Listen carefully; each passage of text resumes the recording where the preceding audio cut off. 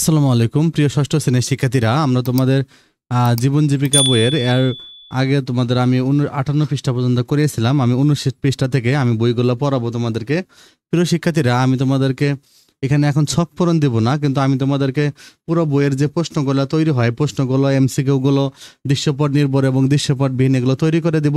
তো তার আগে আমি চেয়েছিলাম যে সবগুলো বইগুলো তোমাদেরকে দ্রুত পড়ায় ফেলতে, যেন তোমরা পড়ানোর ভিডিওগুলো দেখে তারপর প্রশ্নগুলো আনসার করতে আসো, তাহলে তোমাদের জন্য একটু সুবিধা হবে। ওকে, তাহলে মনে হবে তোমাদেরকে স্যার প্রশ্নগুলো কোথা থেকে দিয়েছে এরকম মনে হবে। হ্যাঁ, দেখো আর্থিক ভাবনা, আমরা এই চ্যাপ্টারটা এখন পড়বো। এটা তোমাদের 59 পৃষ্ঠায় বলছে নবকৃষ্ণ ভট্টাচার্যের ছড়াটি তোমাদের মনে আছে তো? নবকৃষ্ণ ভট্টাচার্যের ছড়াটি তোমাদের মনে আছে তো? তাহলে এই যে এটা তোমাদের মনে রাখতে হবে যে পিপিলিকা পিপিলিকা দল বল ছাড়িয়া খা, কোথা যাও যাও ভাই বলি, শীতের সঞ্চয় চাই খাদ্য খুঁজিতেছি তাই, ছয় পেয়ে পিল পিল চলি। তাহলে এই কবিতাটা কার লেখা? এটা হলো নবকৃষ্ণ ভট্টাচার্য। প্রিয় শিক্ষার্থীরা, নবকৃষ্ণ ভট্টাচার্য তাহলে এই কবিতাটা লিখেছে। তোমাদের হয়তো দুইটা লাইন থাকলো যে পিপিলিকা পিপিলিকা দল বল ছাড়িয়া খা, এই কবিতাটি কার লেখা, এই ছড়াটি কার লেখা? তাহলে হলো নবকৃষ্ণ ভট্টাচার্য। তারপর দেখো যে তোমরা নিশ্চয়ই শুনেছ পিপিলিকা কিন্তু 6 পা দিয়ে খাবারের সন্ধানে এখানে সেখানে ঘুরে বেড়ায়। পিপিলিকা কয় পা দিয়ে ঘুরে বেড়ায়? 6 পা দিয়ে। কি যে পরিশ্রম করে তারা, খাবার মুখে নিয়ে বয়ে নিয়ে যায় নিজের ঠিকানায়। দীর্ঘ 6 মাস ধরে তারা এই কাজ করতে থাকে আগামী 6 মাসের খাবার সংগ্রহের জন্য। তার মানে পিপিলিকা 6 মাস সংগ্রাম করে 6 মাসের খাবার সংগ্রহের জন্য। তো কি কষ্টই না পিঁপড়েরা করে একটি নিশ্চিন্ত আগামীর জন্য। তার মানে পিঁপড়ারা কষ্ট করে কিসের জন্য? এই নিশ্চিন্ত আগামীর জন্য। তার মানে আগামীর জন্য তাদের সুন্দর থাকে। এইসব পিঁপড়ে ও ফড়িং নিয়ে ঈশপের একটা গল্প পড়বো আমরা। হ্যাঁ, তোমরা অনেকেই ঈশপের এই মজার গল্পগুলো জানো, অনেকে ছোট ছোট গল্পগুলো যে ছোটবেলায় পড়েছে, অনেক গল্প ছিল ঈশপের গল্প। তো গ্রীষ্মের এক চমৎকার দিনে ঘাস ফড়িং, এগুলো নীতি গল্প। ওকে, ঈশপ এই গল্প অনেকগুলো গল্প এভাবে লিখেছিল। তো গ্রীষ্মের এক চমৎকার দিনে ঘাসফড়িং তার ভায়োলিনটে নিয়ে গান গাইছিল। একটা ঘাসফড়িং গান গাচ্ছিল, নাচছিল আর খেলা করছিল মনের আনন্দে। তো হঠাৎ সে দেখতে পেলো একটা পিঁপড়া অনেক কষ্ট করে খাবার বয়ে নিয়ে যাচ্ছে। তার মানে ঘাসফড়িং ভায়োলিন নিয়ে গান গাইছিল। তো ঘাসফড়িং পিঁপড়াকে বললো, এত কষ্ট করছো কেন ভাই, এসো আমরা খেলা করি, গান গাই, নাচি। পিঁপড়া বললো, আমাকে অবশ্যই এখন শীতের জন্য খাবার সঞ্চয় করতে হবে। তুমিও সময় নষ্ট না করে খাবার সংগ্রহ করে রাখো বন্ধু। আরে শীতকাল আসতে তো এখনো অনেক দেরি, ওসব নিয়ে চিন্তা করো না। ঘাসফড়িং হাসতে হাসতে জবাব দিল। তো পিঁপড়া কোনো কথা না বলে খাবার নিয়ে তার বাড়ির দিকে রওনা হলো। গ্রীষ্ম শেষে শীত এলো জাকিয়ে, ক্ষুধায় কাতর ঘাসফড়িং কাঁপতে কাঁপতে পিঁপড়ার বাড়ি এলো। আমার কিছু খেতে দিবে ভাই? ঘাসফড়িং বলল পিঁপড়াকে। পিঁপড়া বলল, অপেক্ষা করো, আজ তোমায় দিচ্ছি, তবে কাল থেকে তোমার খাবার কিন্তু তোমাকেই জোগাড় করতে হবে। তুমি যদি সেদিন আমার কথা শুনতে, তাহলে আজ তোমাকে আমার কাছে আসতে হতো না, আর ক্ষুধায় কষ্ট পেতে হতো না।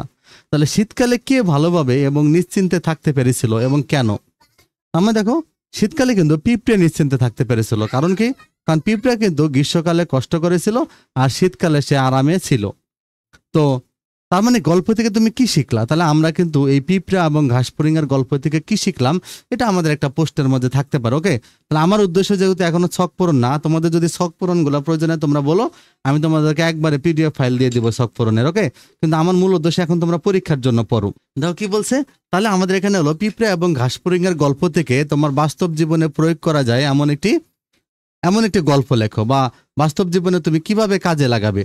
তো এভাবে বিভিন্নভাবে এটা প্রশ্নটা আসতে পারে, দৃশ্যপট দিয়ে বা দৃশ্যপট বিহীনও আসতে পারে, সংক্ষিপ্ত প্রশ্ন থাকতে পারে। তো আমি প্রশ্নটা অ্যান্সার তোমাদেরকে করে দিব।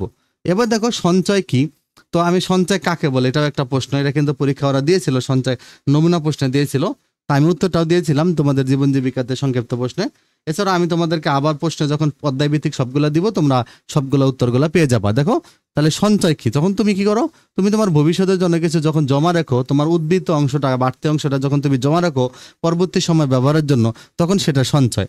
তো তোমাদের একটু পুরোনো দিনে ফিরিয়ে নেই। তো এই অঞ্চলে একসময় মায়েরা রান্নার জন্য প্রতিবেলা যে চালটুকু রাখতো, তা হাঁড়িতে নেওয়ার পর সেখান থেকে এক মুঠ চাল আলাদা পাত্রে বা কলসে তুলে রাখতেন। এভাবে রোজ রাখতে রাখতে মাস শেষে ওই পাত্রে অনেকখানি চাল জমে যেত।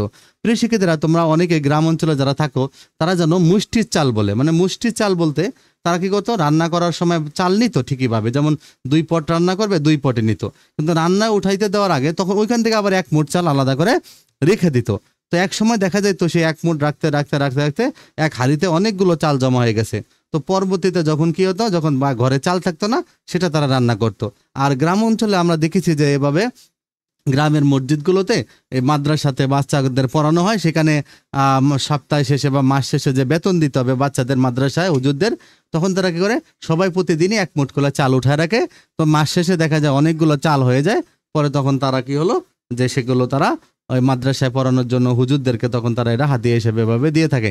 তাহলে নিজেদের তাহলে সংসারের উপর চাপ পড়লো না, বিভিন্নভাবে এগুলা মুষ্টির চালকে কাজে লাগানো হতো।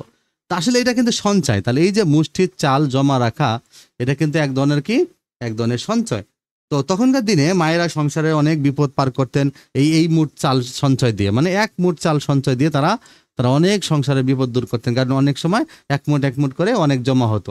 তো সঞ্চয়ের কথা বলতে হলে আসে আয়ের কথা। এটা একটা এমসিকিউ তোমাদের নমুনা প্রশ্ন দিয়েছিল, খুব ইম্পর্টেন্ট। তাহলে সঞ্চয়ের কথা বলতে হলে কার কথা মনে রাখতে হবে? আয়ের কথা। তোমার যদি আয় না থাকে তাহলে তোমার সঞ্চয় হবে কিভাবে? তো মানুষ বিভিন্ন উপায়ে আয় করতে পারে, যেমন কোনো নির্দিষ্ট কাজের বিনিময়ে, পারিশ্রমিক হিসেবে, ব্যবসায় বিনিয়োগের মাধ্যমে কোনো পণ্য বা সেবা উৎপাদন করে। তার মানে আয় করা যায় কিভাবে? আয় করা যায় কাজ করে, আয় করা যায় তার ব্যবসা করে, আয় করা যায়। তারপর হলো তোমার হলো পণ্য বা সেবা উৎপাদন করে, কোনো কিছু উৎপাদন করে আয় করা যায়। তোমরা কি করো? তোমরা কি আয় করো? কি মনে হয় তোমাদের? প্রিয় শিক্ষার্থী, দেখো এখানে একটা মাটির ব্যাংক আছে। তো হ্যাঁ, তোমরাও আয় করো, তবে তোমাদের আয়ের ধরন হয়তো ভিন্ন। এই যেমন ধরো তোমাদের বৃত্তি বা উপবৃত্তির টাকা, টিফিনের টাকা, ঈদ বা পূজায় প্রাপ্ত সেলামি প্রণামীর টাকা, জন্মদিন বা বিভিন্ন অনুষ্ঠানে উপহার হিসেবে পাওয়া টাকা।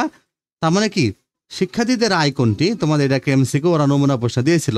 তা তোমাদের আয় হলো কি, তোমরা বৃত্তির টাকা যদি কেউ পাও, কেউ উপবৃত্তির টাকা যদি পাও, মেয়েরা দেখা যায় উপবৃত্তির টাকা পায়। আর বৃত্তির টাকা তো যারা ভালো রেজাল্ট করে তারা বৃত্তির টাকা পায়। তো টিফিনের টাকা, ঈদ পূজায় সালামি পাও তোমরা, প্রণামের টাকা পাও। এই যে জন্মদিন বা কোনো উপহার গিফট পাও, তো গিফটের জন্য, অনুষ্ঠানের জন্য উপহার হিসেবে টাকা পাও। তো তোমাদের কেউ কেউ নিজেরা বিভিন্ন কাজ করে অর্থ উপার্জন করতে পারো, যেমন ইউটিউবে নিজের তৈরি বিভিন্ন সৃজনশীল কন্টেন্ট আপলোড করে, জমিতে চাষের কাজে সাহায্য করে, দোকানে কাজ করে, নিজেরা বানানো মজার খেলনা বিক্রি করে। এগুলো করেও তোমরা অনেকে আয় করে থাকো। তো উপহার হিসেবে বা অন্য কোনো উপায়ে প্রাপ্ত অর্থ হয়তো তোমাদের মনের সুখে খরচ বা ব্যয় করে ফেলো। কখনো মজার কোনো খাবার কিনে খাও, কখনো হয়তো খেলনা কিনে খরচ করো, কিংবা বেড়াতে যাও ইত্যাদি। এতে তোমাদের হাতে আর কোনো টাকা অবশিষ্ট থাকে না। যদি কোনো বিশেষ প্রয়োজনে তোমাদের কিছু কিনতে হয় তাহলে কি করবে বলো তো? তাহলে আমাদের কিছু প্রয়োজন হলে আমরা সাধারণত বাবা মা ভাই বোনদের কাছে চেয়ে নেই। কিন্তু ধরো তোমার নিজের কাছে যদি টাকা গচ্ছিত থাকে, তাহলে তো তুমি ওই টাকা দিয়ে নিজের প্রয়োজনীয় জিনিস কিনতে পারছো, তাই না? তো আর্থিক ভাবনা দেখো, আমরা যখন কোনো প্রয়োজন মেটাতে কিছু কেনাকাটা করি, তখন আমাদের আয়ের মাধ্যমে প্রাপ্ত অর্থের পরিমাণ কমতে থাকে। তার মানে আয়ের মাধ্যমে যে তুমি অর্থটা ইনকাম করছো, সেটা তুমি যদি প্রয়োজনে কেনাকাটা করো, তখন সেই পরিমাণটা কমে যাবে। এখন এভাবে একটা নির্দিষ্ট সময়ে আমরা যে আয় করি, তা থেকে আয় ব্যয়ের পর অবশিষ্ট যে অর্থ থাকে তাই সঞ্চয়। তার মানে এটা একটা প্রশ্ন, আমরা যে একটা নির্দিষ্ট সময় যে আমরা যে আয় করি তা ব্যয়ের পর যে অবশিষ্ট থাকে তাকে সঞ্চয় বলে। তাহলে অপচয় পরিহার করে মিতব্যয়ী হয়ে অর্থ সাশ্রয় করাটাও কিন্তু সঞ্চয়ের মধ্যে পড়ে। খুবই গুরুত্বপূর্ণ একটা এমসিকিউ। দেখো, আমরা যদি অপচয় না করি, মিতব্যয়ী হই, এগুলোও কিন্তু সঞ্চয়ের মধ্যে পড়ে। তাহলে সঞ্চয় যেমন টাকা জমানো, অন্যদিকে অপচয় না করাও সঞ্চয়, মিতব্যয়ী হওয়াটাও সঞ্চয়। তো মিতব্যয়ী মানে তোমার যতটুকু প্রয়োজন তুমি ততটুকুই ব্যবহার করবা। মনে করো গত ঈদ বা পূজায় তুমি 100 টাকা উপহার পেয়েছো, এটা তোমার আয়। এখন ওই টাকা দিয়ে তুমি 50 টাকা যদি খেলনা কেনো, তারপর তোমার কাছে 50 টাকা জমা থাকবে। আর তোমার কাছে যে 50 টাকা জমা থাকবে, এটা তোমার সঞ্চয়। তাহলে আর যদি পুরো টাকাই খরচ করে ফেলো, তাহলে কিছুই সঞ্চয় থাকলো না। এবারে তোমরা একটু মনে করে দেখো তো, গত 1 বছরে তোমাদের কেউ কোনো টাকা আয় করেছে কিনা? যেমন সেলামি, প্রণামী বা উপহার হিসাবে, যাতায়াত বা টিফিনের খরচ বাবদ, নিজের লাগানো গাছের সবজি বা ফল, নিজের পালিত হাঁস মুরগির ডিম বিক্রি করে। প্রিয় শিক্ষার্থীরা, এগুলো কিন্তু তোমাদের যদি এমসিকিউ থাকতে পারে যে নিম্নের কোনটি আয়, আমরা এগুলো সবগুলো থেকে প্রাপ্ত টাকা কিন্তু আয় হবে। তো তোমাদের এই আয় করা টাকা তোমরা কিভাবে খরচ বা ব্যয় করছো, তোমরা কত টাকা সঞ্চয় করতে পেরেছো? তাহলে বিভিন্ন উপায়ে একটি নির্দিষ্ট সময় আমরা যে আয় করি তা থেকে ব্যয়ের পর অবশিষ্ট যে অর্থটা থাকে তাকে সঞ্চয় বলে। তাহলে এটা প্রশ্ন যে সঞ্চয় কাকে বলে। প্রতিদিনের কাজকর্মের মধ্যে দিয়ে আমরা সঞ্চয়কে বুঝতে পারি। তাহলে সঞ্চয়কে বোঝা যায় কিসের মাধ্যমে? প্রতিদিনের কাজকর্মের মধ্যে দিয়ে। যেমন ধরো তোমার এলাকায় পৌরসভার আওতায় পড়েছে এলাকাটি, এখন যেখানে প্রতিদিন নিয়ম করে নির্দিষ্ট সময় লাইনে পানি সরবরাহ করা হয় না, আমরা তখন সারাদিনের জন্য পানি ধরে রাখি। যখন লাইনে পানি থাকে না, তখন আমরা সেই জমানো পানি খরচ করি। তো প্রয়োজনের কথা মাথায় রেখে এভাবে পানি জমিয়ে রাখা, এটাও কিন্তু এক ধরনের সঞ্চয়। বাড়িতে অপ্রয়োজনে আমরা বাতি, ফ্যান, গ্যাসের চুলা জ্বালিয়ে রাখি, অর্থাৎ সেগুলো প্রয়োজন শেষে হওয়া মাত্রই বন্ধ করে রাখা উচিত, তাহলে সেটা হবে আমাদের রাষ্ট্রীয় সম্পদের সঞ্চয়। তবে এখানে গুরুত্বপূর্ণ একটি এমসিকিউ দেখো, বাতি, ফ্যান, গ্যাসের চুলা এগুলো যদি আমরা প্রয়োজন শেষে বন্ধ করে রাখি, এটাকে কি বলবে? এটা হলো রাষ্ট্রীয় সঞ্চয়। কি? রাষ্ট্রীয় সম্পদের সঞ্চয়। এবার দেখো আয় কি বাবদ বা কত এখানে দেখাইছে, ব্যয় বা কি বাবদ কত, সঞ্চয় কত। এটা একটা তোমাদের শখ যে তোমরা কত টাকা আয় করেছো, কত টাকা ব্যয় করেছো, তাহলে তোমার সঞ্চয় কত টাকা হবে। তাহলে তোমাদের এখানে একটা প্রশ্ন হতে পারে যে তোমার এক মাসের বা তোমার এক সপ্তাহের আয় ব্যয়ের হিসাব এবং সঞ্চয়ের হিসাবটা একটা তালিকা করে দেখাও। তার মানে তোমাদের একটা তালিকার একটা চার্টের মধ্যে লিখতে হবে আয়, তারপর তুমি কি কি ব্যয় করছো এবং তার তোমার বাড়তি টাকাটা কত।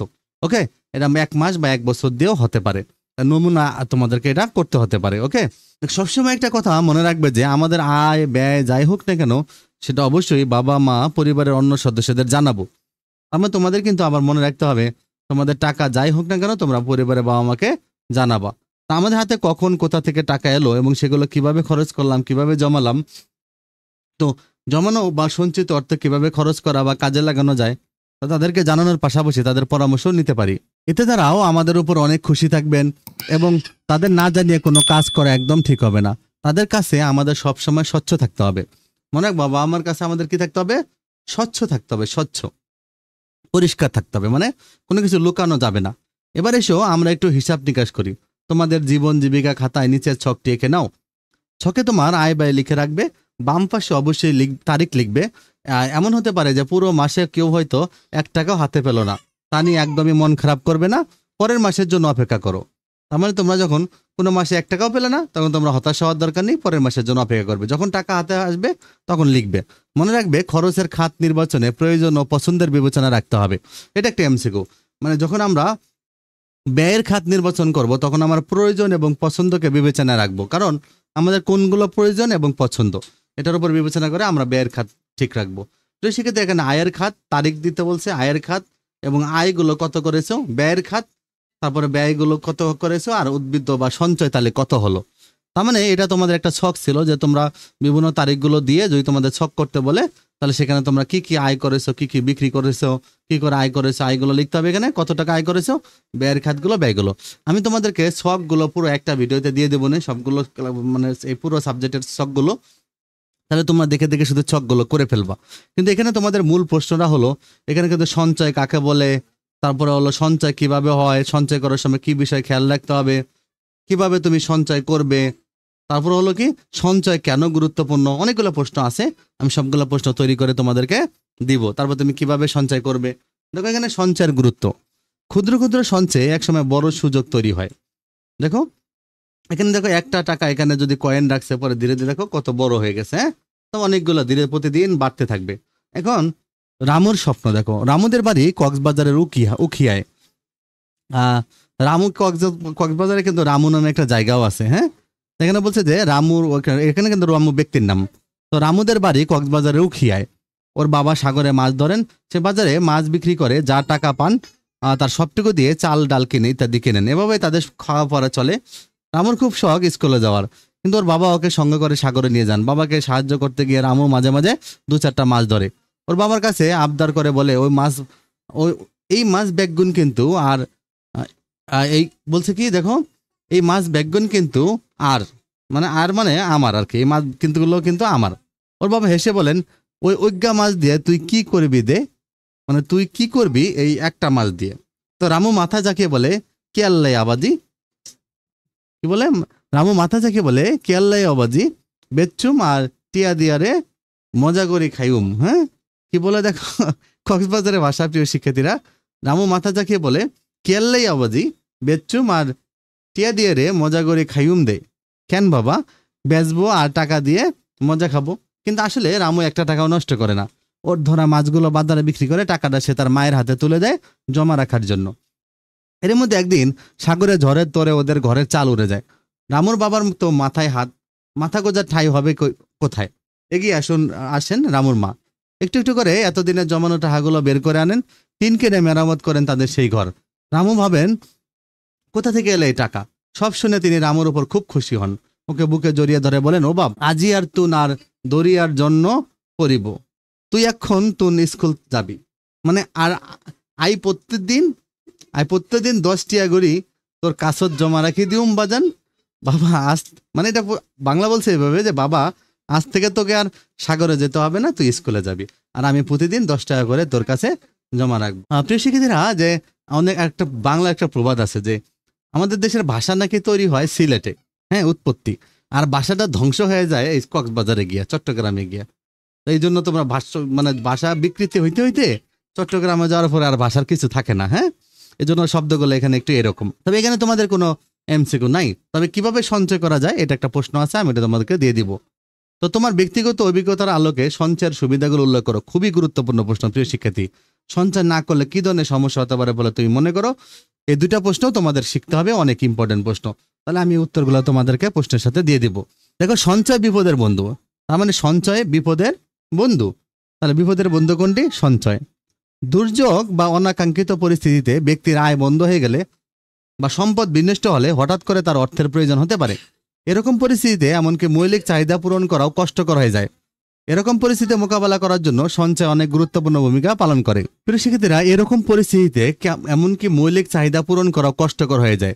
এরকম পরিস্থিতিতে মোকাবেলা করার জন্য সঞ্চয় অনেক গুরুত্বপূর্ণ। তাহলে আমাদের বিভিন্ন ইচ্ছা পূরণের জন্য সঞ্চয় করতে হয়। তার মানে ইচ্ছা পূরণের জন্য সঞ্চয় করতে হবে, অনাকাঙ্ক্ষিত পরিস্থিতি মোকাবেলা করার জন্য সঞ্চয় করতে হবে। এগুলো কিন্তু সঞ্চয়ের গুরুত্ব।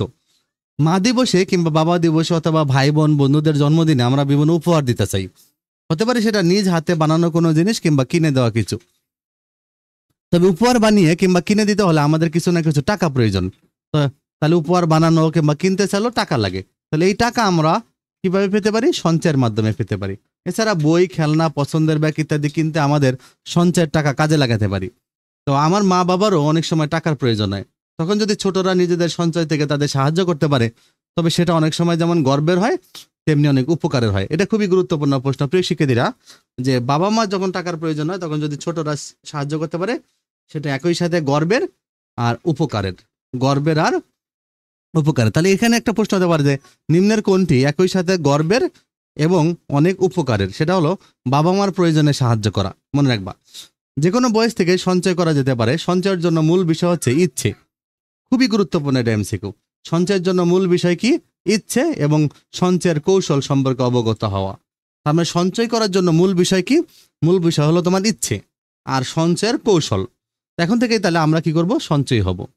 তাহলে বিনা প্রয়োজনে ব্যয় নয়, তবেই হবে সঞ্চয়। তবে তুমি যদি বিনা প্রয়োজনে ব্যয় না করো, তখনই তোমার কি হবে? সঞ্চয়। তাহলে প্রিয় শিক্ষার্থীরা, এগুলো সঞ্চয়ের সুবিধা বা সঞ্চয়ের গুরুত্ব। তোমাদেরকে মনে রাখতে হবে সঞ্চয় করলে আমাদের কি কি লাভ হবে। এবার দেখো, এসব সঞ্চয় করি। প্রিয় শিক্ষার্থীরা, প্রায় 17 বছর আগে সঞ্চয় করার জন্য একটি সহজ ঝামেলাহীন কৌশল উদ্ভাবন করেছিল জাপানের এক নারী। তাহলে এই কৌশলের নাম ছিল কাকেইবো। তাহলে এটা কিন্তু প্রিয় শিক্ষার্থীরা নমুনা প্রশ্নে এসেছিল যে কোনটি সঞ্চয়ের সহজ এবং প্রিয় শিক্ষার্থীরা, কোনটি সঞ্চয়ের সহজ ও ঝামেলাবিহীন কৌশল? কাকেইবো। এটা নমুনা প্রশ্ন তোমাদের ছিল। আবার কাকেইবো কি? কাকেইবো হলো পারিবারিক আর্থিক খতিয়ান। এটাও এসেছিল সংক্ষিপ্ত প্রশ্নে। কাকেইবো কি? পারিবারিক আর্থিক খতিয়ান। তো কাকেইবোতে হিসাব নিকাশ রাখা হয় কাগজ কলমে। তাহলে এটা প্রশ্ন, এটাও এমসিকিউ, যে কাকেইবোতে হিসাব নিকাশ কোথায় রাখা হয়? কাগজ কলমে বা আর্থিক ডায়েরিতে। তো কাকেইবো অনুসরণে কোনো কিছু কেনার আগে নিজে কিছু প্রশ্ন করতে হয়। তো কি কি প্রশ্ন করতে হয়?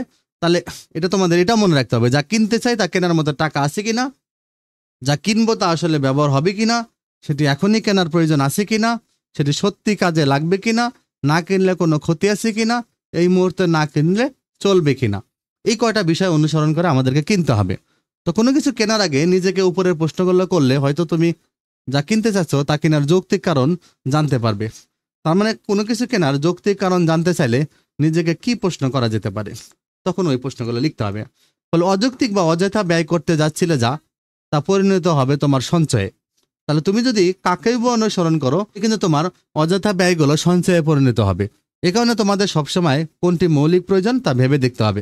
আমাদের সবার আগে কি দেখতে হবে? মৌলিক প্রয়োজন কোনটা, মানে যেটাকে তুমি আর কোনোভাবেই মানা করতে পারতেছো না, তোমার লাগবেই। মনে করো তোমার স্কুলে শু নাই, শু ছিঁড়ে গেছে, কিংবা তোমার স্কুল ড্রেসটাই নেই, অথবা তোমার খাতা নেই বা কলম নেই, এগুলো তোমাকে কিনতেই হবে। নিজেদের অযাচিত ইচ্ছা পূরণের জন্য আমরা অনেক সময় নিজেদের কিছু বদ অভ্যাস গড়ে তুলি। তার মানে অযাচিত ইচ্ছা পূরণের জন্য আমরা কি করে তুলি? এই যে বদ অভ্যাস গড়ে তুলি। বদ অভ্যাস কোনটি? এটা এমসিকিউ। যেমন জাঙ্ক ফুড খাওয়া বদ অভ্যাস, রাস্তা থেকে অস্বাস্থ্যকর খাবার খাওয়া, অপ্রয়োজনীয় কেনাকাটা করা, সামনে কিছু দেখলেই কেনার জন্য ছটফট করা। শিক্ষার্থীরা এটা তোমাদের এখানে এমসিকিউ আসতে পারে, নিচের কোনটি বদ অভ্যাস? তাহলে জাঙ্ক ফুড খাওয়াটা বদ অভ্যাস, হ্যাঁ মনে রাখো। যা অনেকের কিন্তু জাঙ্ক ফুড আবার অনেক পছন্দ, হ্যাঁ। তাহলে রাস্তা থেকে অস্বাস্থ্যকর খাবার খাওয়া, অপ্রয়োজনীয় কেনাকাটা করা বা কোনো কিছু দেখলে কিনতে ছটফট করা। তো আবার তোমাদের কারো কারো থাকতে পারে অনেক ধরনের বিলাসিতা। আর কোনটি বিলাসিতা এটাও একটা প্রশ্ন, হ্যাঁ। যেমন ঘন ঘন নতুন জামা জুতো কেনা, ভিডিও গেম কেনা, বন্ধুদের জন্য দামি গিফট কেনা, এগুলো কিন্তু বিলাসিতা।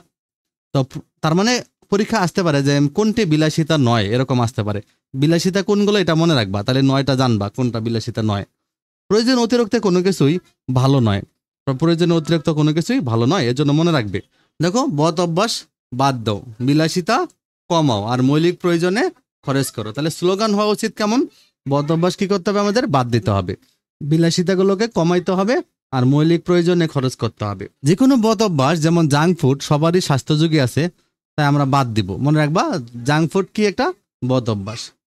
বিলাসিতার কোনো শেষ নেই, তাই সেগুলো শেষ করব, সেগুলো কমাবো। বলো তো আমরা বিলাসিতাকে কেন কমাবো? কারণ এর শেষ নেই, এটা মনে রাখবা। তুমি যত বিলাসিতা করবা তত তোমার সামনে বিলাসিতা হাজির হবে, আরো বড় বড় বিলাসিতা। তাহলে আমরা কেন বিলাসিতা কমাবো? কারণ বিলাসিতার শেষ নাই, মনে রাখবা।